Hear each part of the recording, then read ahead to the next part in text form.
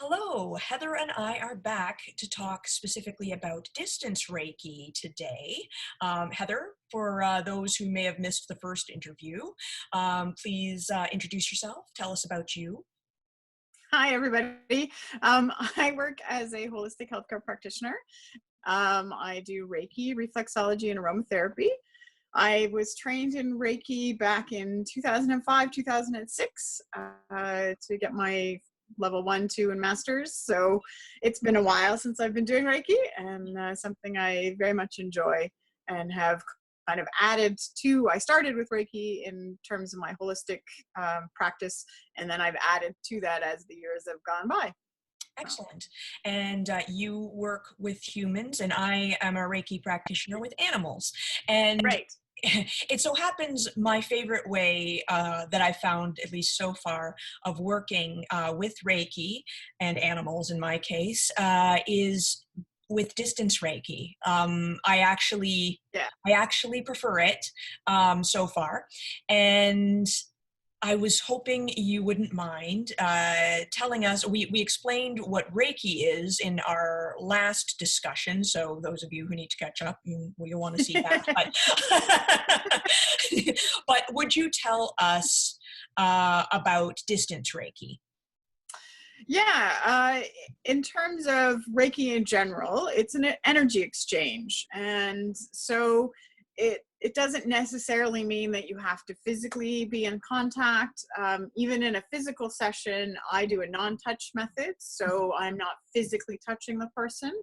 And distance Reiki is basically taking that same concept of not touching the person and Yeah. directing the energy to them, channeling it to them, so that they can use it no matter where they are, no matter where you are. You're just taking that energy, life force that's around us, Mhm. gathering it, moving it, and it's going from me to them.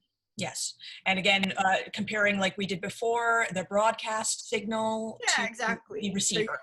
you're Yeah. sending and receiving, right? So yes, I'm transmitting a signal, and whoever I'm transmitting it to on the other end, they're my receiver for that particular session. And if you do think of it like a television broadcast, obviously that signal can come from anywhere in the world to your receiver television, which could be anywhere else. I go to this extra length to try to explain it because I do find, and tell me, Heather, if you found the same thing. When people approach me to ask about getting Reiki for their pets, they have a lot more difficulty wrapping their mind around distance Reiki, and perhaps Yeah. like its legitimacy, things like that. I think a lot of people do, be it pet or be it human. Mhm. It's something that people have a difficult concept with, because it's not. You assume that any kind of treatment, Yes. Reiki or otherwise, is in person. Mhm. Treatment's always in person. Yes. It's not this mysterious distance thing. it's Mhm. it's not this over great distance and over space. Even if it's treatment you're not familiar with, even if it's something you've never heard of, you assume that it's face to face. Acupuncture, like massage therapy, as I normally do with animals, all of this stuff needs to take place Yeah. physically in the same location. It's and, the and physicality or lack of it that I think they have trouble wrapping their head around. exactly, because people just assume that the word treatment means in person. Like Yes. it's just that it has that kind of connotation in our own collective consciousness that Yes. it means it must happen in person. Mhm. But again, if you think of it in terms of, like you say, the broadcast, that kind of thing, or if you think of it, if you are a spiritual person, you think of it in terms of, sending good energy to somebody. Yeah, prayer, That is etc. something that we do. Just thinking of, even if you're not a spiritual person, just thinking about somebody, and the emotional and energetic implications that has on you and hopefully on them. Those moments when you're thinking about somebody and the phone rings and it's them on the phone, right? Yes. Like Yeah. those kind of things, like those are all energetic transfers that happen over a distance and Yes. not face to face. And So, again, like I'm supposing like the internet too is an example of this. Like, for example, people would never have imagined that people could take courses and go to school and not be in the same location as their instructors, for exactly. example. Yeah. Yeah. Although, to be honest, that was still possible to do before the internet as well. Like there's mail, and Yep. like taking video of yourself and sending it back and forth, again sending something, yeah, Exactly. so So sending and receiving, yes, and I that's right. think a lot of it is just it's a mental perception, as Yes. I said initially, that the word treatment, that if you're getting treated for something, anything, that it must be in person. Mhm. And I think that's something that people have a hard time wrapping their head around, that you could get a treatment that's not a face-to-face, in-person, hands-on kind of treatment will still have a benefit for you. Yes, exactly. Now, how do you do your distance treatments whenever you've had to do them? I'm not sure how many you've done that way. I've actually done 2 in the last 2 days. Ah, excellent. Nice and fresh. I, Yeah. I'm not sure when these are actually going out, but because of the current situation, we're COVID. recording these while we are mostly self-isolating or social distancing. Yes. So I have actually done a couple of treatments with a regular client via distance Reiki, because I can't go to their house and they can't come to my house, and all that kind of fun stuff. Mhm. And they really wanted a treatment, and I was like, we can do this. And they've done Reiki treatments with me before, both distance and in person. So they Right. were all for that. So, Excellent. so yeah, for me, the key is, again, with any Reiki session, consent is key. Yes. And the person has to be aware that you're doing it, and has to know that you're doing it. So when I do a distance session, I connect with the person beforehand. We'll assume at the moment it's somebody that I know. So if I know the person, I connect with them via phone, maybe video, but often just phone or text or something. Mhm. We have a set time and that we know we're going to do a session. Mhm. Generally, a session lasts about an hour. So we have a set time that we know that we're going to start. So we touch base just before that. I ask them either at that point or beforehand to make sure that there's someplace where they're comfortable. They can either lie down or be in a comfortable position, that there's no distractions. So, phones are off, and, hopefully they're by themselves, kids aren't there, that kind of thing. And they can have that hour that's just them, as it would be if they were in my clinic, right? That it's just them for an hour, Mhm. and that there's some place where they can be comfortable and safe and let themselves just relax and not focus, if that's if that Yeah, makes yeah, sense. on something else. Yeah, and not focusing on the whole Exactly, thing. Yeah, yeah. exactly. So that they can just kind of let energy flow into them, flow out of them, through them, that they don't get focused on any one particular thing. Yeah. And they're not thinking about, what they're making for dinner or that kind of thing. That they're just kind of can let themselves be in that moment for that hour. Mhm. And then we will do the session, once we know that we're both kind of in the same place at the same time, kind of thing, Yep. ready to go kind of idea. And then I usually touch base with them again at the end of the hour, just to say I've closed the session and we've wrapped up. And then we will chat a bit about what they felt, what I felt, what kind of energy I felt going, where I felt it going, where they felt it coming, that kind of thing, just to see what kind of same thing I would do if I was having a session with somebody in person. We would talk about what happens and how they're feeling. Mhm. If it's somebody I don't know, somebody that's maybe contacted me for the first time and wanting to do a session, but for whatever reason we can't do it in person, Mhm. like Like right now. now, Yeah. or there's someplace else, some Yeah. other physical location that they're not close by, Yeah. and they want to do a session. I generally try to connect, at least initially, via video. Yes. so that I can see them and Mhm. have a visual picture for myself. I do work on a very visual level, generally colors, but it helps for me to have a visual representation, because basically I go through this series of giving them a treatment in my head, right? So Yes. I would picture you, no Yes. matter where you are. Say Mhm. you're on your bed or on your couch, relaxing and being ready to receive a treatment. Mhm. I would picture you on my table, Yep. and I would give you a treatment on my table as Yep. if you were physically there, Yes. right? And I would go through that. I don't physically walk it, but I in my head, I physically go through, and I physically move my hands, and I fit all that kind of stuff in my head as if you were on my table. So Mhm. it helps me if I have a visual picture of the person that I'm treating. So if it's somebody I don't know, I at least I like to try at least once or twice to connect via video, to talk to them a bit, to get a sense of what they're looking for, what they're after, what they're about, and Mhm. then we can go offline and do a session. Yeah. Yeah. Yeah. Now, for animals, it does work similarly. You're working through the pet parent. So if I do know the pet parent and the pet ahead of time, it's a little easier as well.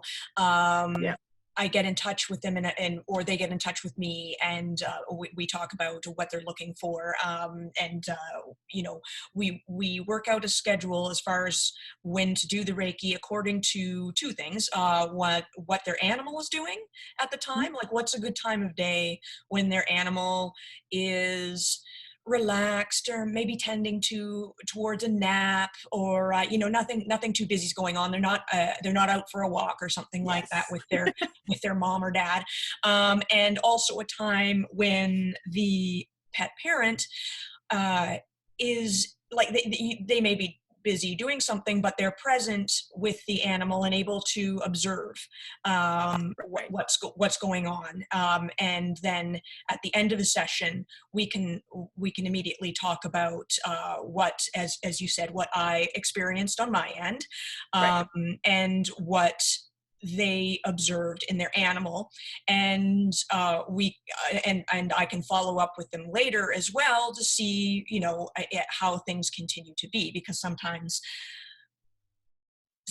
more observable things, more observations will come along even in the days that follow, and so forth. But of course, it's true with that's true with human Reiki as well, yeah, right? yeah, You're always, again, always caution people to, to kind of treat themselves gently for the rest of the day, and hydrate a little bit more, because yes, you've gone through an energy transfer and an energy push, mhm, and to kind of just be mindful over the next few days after a session as to things that come up or happen to them, or things that they're feeling, or that kind of thing. So I mean, very, in any being, as you say, with animals as well, that you want to kind of see what happens over the next few days after a session, yes, and see where things have what direction things have gone in, right? absolutely, So yeah.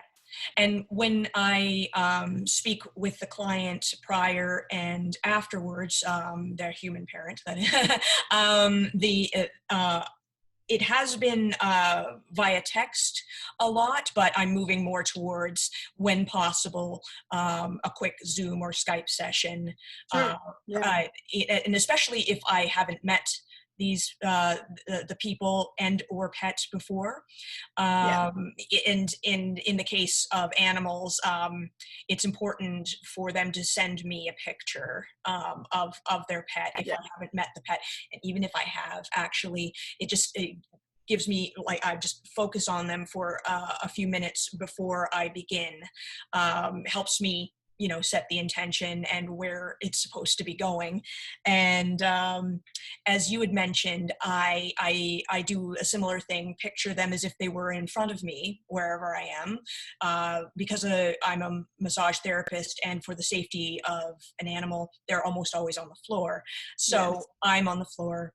I picture them in front of me, on soft bedding, and do hand positions either mentally or even just like as if I'm imagining them in front of me, basically, and I do Right. hand positions and so forth. So it's it can be very similar to in person. It's just that a lot of it is happening, Yeah, inside the head, basically. exactly. Yeah, yeah. And now, why would people perhaps seek out distance Reiki either for themselves or their pets, perhaps might consider it more beneficial, perhaps in certain circumstances, to in person. Now, one case obviously is the nice thing about distance Reiki is that during a lockdown situation or a quarantine situation like COVID, you can still get this stuff done. You Yeah. can still get your treatments. You can still, And you can yeah. still connect. Yeah. Yes, Yeah. absolutely. But there are other situations that maybe a person would prefer distance over in person. Exactly. Yeah. I think one of those has to do with the relationship that exists between a practitioner and client, Hmm. uh, because there are lots of people that do Reiki, and there are lots of people that do animal Reiki, human Reiki, that kind of thing. But you have to have a good relationship with the practitioner, and it again is a very individual thing. And for some people, they're like, no, I like Reiki, but I can't do it with that person. I can do it with this person, that kind of thing. So sometimes it's developing that relationship. I have a couple of clients that we developed a client relationship while they were physically here Hmm. in Toronto, but now they live elsewhere. Yes. So now they're not able to come, and I'm not able to go to them. Like Yeah. we're not talking a couple hours away. We're talking, Across the country. miles and miles, Yeah. different Yeah. provinces, that kind of thing, right? Yeah. Like it's not like I can just hop over and see you, kind of thing, right? So we do distance Reiki sessions, because although yes, they could go find another practitioner, Hmm. we have a long-standing relationship and a long-standing connection, and it's beneficial for them to keep that connection, and so we continue that relationship as a distance client, Yes. and doing it that way. So I think that's kind of one of the main reasons for me, is that it's really dependent on the relationship you have with the practitioner as to whether or not your life circumstances change. You can still continue with that practitioner. Yes. Sometimes, as you say, lockdowns, that kind of thing. Sometimes it's just not easy. It's not easy to, even if you're just a few blocks away, sometimes it's not easy to get to a session, right? To physically, Mobility issues, perhaps. mobility, timing, Yep. all that kind of fun stuff. Sometimes it's just easier to say, I'm going to be in my house, Yeah. and Please, I'm let's do going to it stay here. then. And, and, I love you, but I don't want you in my house. Yeah. So, Maybe so it's a yeah, little messy right now. Maybe you're just like me. exactly. I don't want you to come visit me, so let's Yeah. just do a distance session, right? So Mhm. yeah. So I think there's a lot of times that's a thing too. So there are some people that want a connection, but not a physical connection. Yeah. So again, it goes to that level of not wanting anybody in her house, but it also goes to that them not wanting to go out. Yes. Right. So there may be that issue as well. Mhm. So then again, you're able to connect on an energetic level. You're able to connect via video, at least, or something like that, and then actually be able to do a treatment for somebody who's in a position where they just don't feel they can cope, don't feel they can go out, don't feel they can, manage being in the presence of other people to get to Yeah. you, or that kind Yeah. of thing, right? So Yeah. The uber introvert.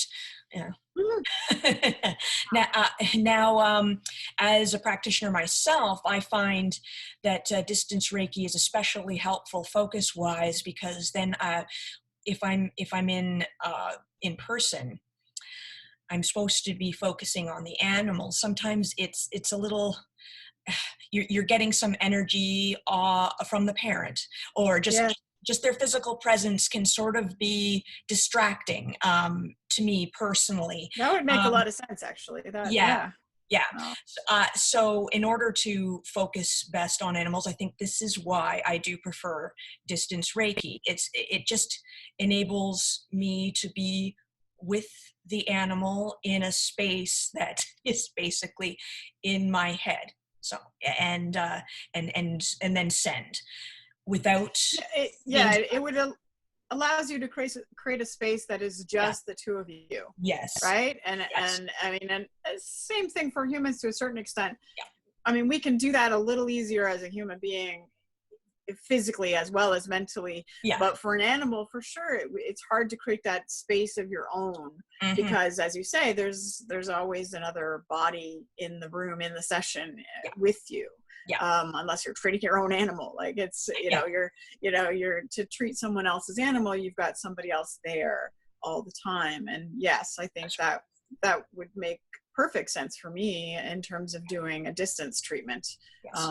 That it allows you to create a space that both of you can be in without physically being together. Yeah. Yes. And potentially distracting or pulling focus. Yeah, Basically. Yeah. Yeah. yeah, Yeah. Now, I wanted to take some time because we didn't have as much time to talk about um, uses for Reiki in our hmm, last session. So this is in general. So whether we're talking about in person or distance, right. what do you feel are the best uses of Reiki? Now we did talk about this somewhat, but we can expand now if you Yes. like. Yeah. Yeah. I mean, yeah, we talked about last time that I think a lot of it is a very emotional healing process. Yes. Physical on a different level as well, for sure. And it definitely can help some of the physical issues. But I think a lot of what comes up are emotional issues, and healing a lot of emotional trauma or emotional distress. It's, so it's the emotional side of things like addiction and things like that. It's on some level deals with the physical side of addiction, but it's dealing with the underlying emotional side of your life. Or perhaps like another very intertwined with the physical and emotional would be pain, that causing Yes. depression and Yeah. anxiety and things like that, or a physical situation creating stress. It's Yeah, so I mean, Reiki can help with both the physical and emotional, but there with physical, there's often um, a high amount of emotional content that needs dealing with and healing as well. And Exactly. yeah, and you agree with me that not that Reiki it can't help with healing physically. It certainly can, but it's more of the higher levels, with the emotional or spiritual levels that we're dealing with more so. I think a lot of times Yes. that's Yeah. the case. Like, because I think, as you say, like, perfect example that you're talking about with pain is that I think it goes hand in hand, right? So I think one kind of feeds the other and vice versa. So yes, you've got the physical pain, and that's causing emotional distress, the emotional distress causing more physical pain, kind of Yeah. feeds a Yeah. feedback loop kind of idea. Yeah. Yeah, exactly. And I think something like Reiki is great at helping kind of a little bit kind of break into that loop and kind of pause it, at least for a little while, and help redirect it, help stop it, help refocus Yeah. that, And that, balance. and yes, Yes. and yeah, and give you a sense of balance. Yeah. There are deficits, as we were talking about chakras in the first one, in some chakras sometimes that Yeah. sort of more like atrophy and hypertrophy in certain areas. So there's too much Yeah. energy perhaps in one area of the body. It often I feel ends up for humans in their head and their crown. Exactly. Yeah. and and then anything more at the base and root, um, that grounds you and is important for that kind of thing, can get ignored. And so Reiki can often help to rebalance, whether it's an emotional sort of thing or it's a chakra thing, energetic balance, Yeah. basically. Yeah. Yeah, I mean the chakras are the energy centers, right? Those are our basic energy centers. Yes. And so yeah, when I do chakra work with a Reiki session, that's what I'm trying to do, is to help you rebalance those chakra areas Yes. so that you can rebalance yourself and bring that back into your life. And as you say, sometimes it'll be more concentrated on one area or the other, but basically we're just trying to even it out. Yes. And physical pain can sometimes manifest in areas of energy deficit or too much energy, I'm thinking too. So, or it might not be in exactly the same area. It's complicated, you know, and it's not like you can simply Exactly. find, oh, like my chest hurts, it must be my heart chakra or something like Right. that. There is a relationship with the physical pain Yep. and a blocked or a chakra experiencing unbalance, basically. Definitely, I think Yeah. so. Yeah, I think that's very true, and it very much so that if you can find that balance, it will help everything, right? It's the Yes. same way on the physical side, where people will say, oh, you know, my knee really hurts and I really would like you to fix my knee. Mhm. Well, the problem isn't the knee, the problem is actually your hip, right? Like, you know, maybe your hip is out of line, and that's it. You're not Right. feeling the pain in your hip, you're feeling the pain in your knee, because that's where the stress is coming, but you know the problem is someplace else. And Yes. I think that the same thing can apply, you know, emotionally, is that you're feeling it in one place, but it's actually taking place in someplace else. Right. And Right. it's manifesting in whatever way that it is for you. Because Yes. again, everybody manifests things differently, right? In terms of their experiences and how that comes through in their individual lives. And this can be true for animals too. Certainly, I find they are better in tune with themselves. Many, Yeah. like my instructors and others, many say that they are certainly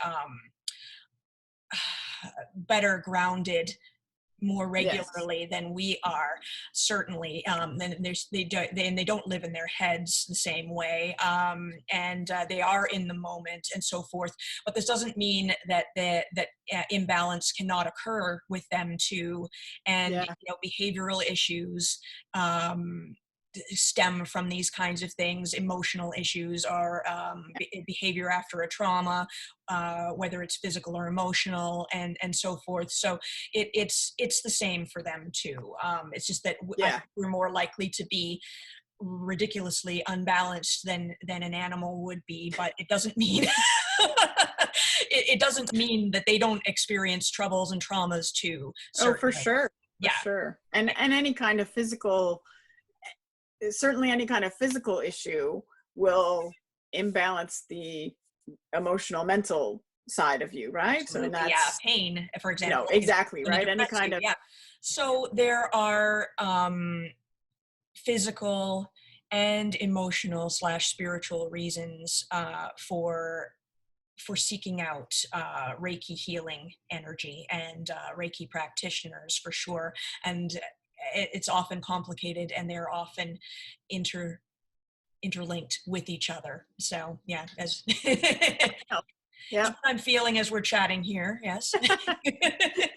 It's one of uh, the reasons why I got into the holistic side of things, yeah. because you're trying to treat the whole being and not, you know, and as I said, anything like Reiki, any therapy is a complementary therapy, right? And it's meant to complement other therapies and other things. And it's not meant to be a standalone No, solution to any problem. no. It's meant to be a tool in your toolkit.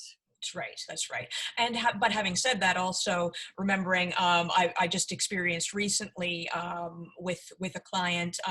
You also don't want to throw everything in your toolkit at yourself or at your animal at once, too. Exactly. Yeah. You Yeah. want to space out these therapies that you are trying, especially if you're experimenting with things. Yes. You're working with your veterinarian. You want to try other things. You're going to probably want to try the other things one at a time or similar. Yep. Not throw aromatherapy, essential oils, Reiki, acupuncture, Yep. osteopathy, everything at once at either yourself, or a family member, or your furry family member either. So Exactly. you certainly don't want to overwhelm with treatment either. That can, No, yeah, no. Yeah. that can have like mega boosting results that are just not helpful. I would say. Well, and again, it goes back to balance, right? Yes. Anything in the extreme is difficult, right? So Yeah. you want to find that balance. So yes, if you're trying new things, you want to try something and see what happens, and give it a chance. But Yeah. yes, don't try 6 new things in the same week. It's So also difficult to tell what's working when you're throwing 6 things at someone at once. yeah, What exactly. is actually helping and what actually might be hindering and so forth. Exactly. That's true. Go ahead. Perfect. Give me your final thoughts and information about how people can find you. Sure. In terms of how to find me, the best thing to do is to find me on my website, Mhm. lazycatoils.com, or you can search me on Facebook. You can always find me there. Yeah. uh, um, in terms of closing thoughts, first of all, thank you for this. This has Oh, been great to do both of these chats. Have been it's been lovely. wonderful having you. Yes. Yeah. And I hope that if people do have questions, they will seek out either yourself or myself or someone else they're comfortable talking with, Mhm. and ask. That's the key, is just explore and ask. Perhaps Reiki's not for you, but perhaps it is. Perhaps it's something to try out. Some people will do it on a regular basis for a short period of time. Some people will do it sporadically over years. So it just really depends on the individual. And I think it's really important that you kind of tune into yourself and what your body needs, what your mental state needs, what your spiritual self needs, and explore and see what's out there, be it Reiki, be it something else. And it's important to say also that this is not a quick fix or some sort of cure sort of thing. No, If whether you're talking about animals or people, this is something that helps. It's maintenance. It's over time. It's like massage therapy in that way. It's not something that's going to fix you in one session. Uh, no, and it's helping you help yourself. yes. Yeah. Absolutely. Thank you so much, Heather. I hope perhaps we can go live at some point, maybe down the road, through Sounds good. probably through Zoom, and yeah, it might give people the opportunity to ask us questions directly. And That's a great anyway, idea. Yeah. okay, well, we'll Okay. see. We'll look for that. You guys check out interview 1 and 2, and number 3 might be live in a few months. And yeah, thank you again, Heather. Thanks.